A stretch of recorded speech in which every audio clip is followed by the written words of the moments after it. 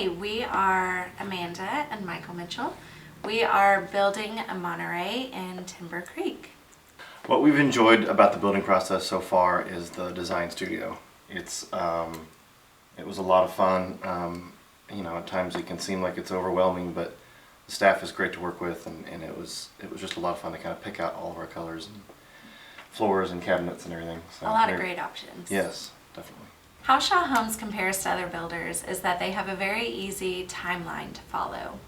Yeah, they make it kind of clear of how long each process takes, each step takes from picking out your plot to what model you want to exactly how long it's going to take in the design studio, how long it's going to take to build. It was really clear, and they're really upfront about it, and it was really nice.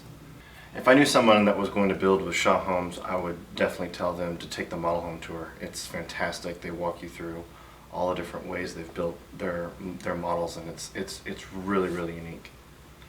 I would also say, before going into the design studio, just to do your homework. Because there are so many options, you want to make sure that you know what you like so that it's not as overwhelming when you get here.